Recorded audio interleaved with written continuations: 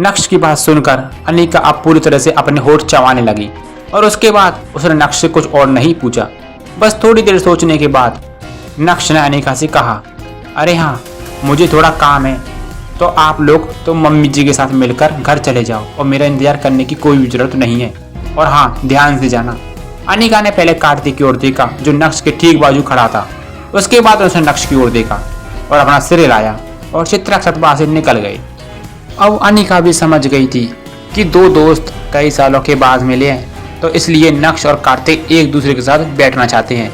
आज भी नक्श ने अनिका और चित्रा को पूरी तरह से एम्ब्रेस होने से बचाया, इसलिए अनिका को नक्श की अब कोई बात मानने में तकलीफ नहीं थी। जावेरी खानदान के बाद बाकी लोगों ने एक एक करके पैसा जमा किया और उसके बाद वो भी पेमेंट करके बाहर से निकल गई थी। पूरा बैंक्वेट हॉल अब पूरी तरह से खाली हो गया था, लेकिन दो दोस्त का याराना तो अभी शुरू हुआ था। कार्तिक पटेल ने अपनी गाड़ी निकाली और दोनों सफर पर निकल पड़े थे। दोनों दोस्त कार में बैठे हुए थे और सफर का मजा ले रहे थे। कार्तिक नक्श को कहीं ले जा रहा था। क्या सेठ जी, हमसे कोई गलती हो गई है क्या? तू इतने समय से सूरत में है और मुझे पता तक नहीं है, कार ड्राइव करते हुए कार्तिक ने कहा। नक्श पास वाली सीट पर ही बैठा हुआ था। खिड़की से बाहर का व्यू देखते हुए नक्श ने अपना सिर हिलाया और कहा, काफी समय हो गया है, और तू बता, तेरा क्या चल रहा है, कैसा है? क्या तू मुंबई छोड़कर सीधा यहाँ चला आया? हंसते हुए कार्तिक ने कहा, हाँ तो क्या करता, तूने ही तो कहा था कि मुंबई मेरे लिए सेफ नहीं है।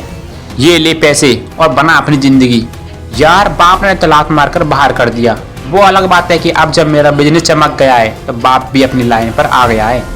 उस समय तो मैंने सोचा कि पता नहीं अब मैं कहाँ जाऊँ, तो एक दोस्त ने कहा कि सूरत आ जा, और सूरत पहुँचकर सोचा कि क्या करूँ, तो दोस्त ने कहा कि जो तेरा बाप करता है वही कर। बस बाप के जैसे एक होटल खोला और आज सूरत का सबसे बड़ा स्टार प्राइम होटल तेरे भाई के पास है। कम से कम सेठ जी, मैंने आपको डिसअपॉइंटेड तो नहीं किया। आपकी दिए हुए पैसों से मैंने सही इस्तेमाल किया।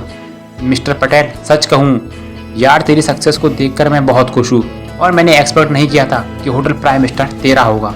अमेजिंग यार, आज तुझे इस मुकाम पर देखकर मुझे बहुत अच्छा लग रहा है। साथ ही साथ मैं इस बात से भी खुश हूँ कि पास्ट में मैंने तुझ पर भरोसा किया और तूने मेरे भरोसे को पूरी तरह से तोड़ा नहीं। और कितनी बार बोलूँ कि तू मुझे सेठ मत बोल, नक्श बोल नक्श। वैसे तेरी जिंदगी में तेरे दोस्तों ने ही तुझे संभाला है, पहले मैं और फिर तेरा वो सूरत वाला दोस्त।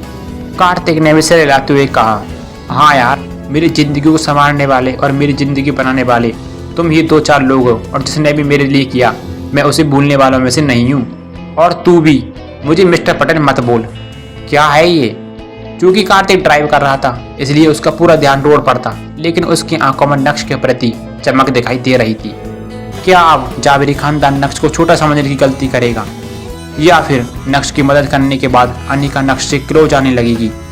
आगे की पूरी कहानी जानने के लिए सुनते रहिए पीके एडिट की स्टोरी इंस्टा एम्पायर।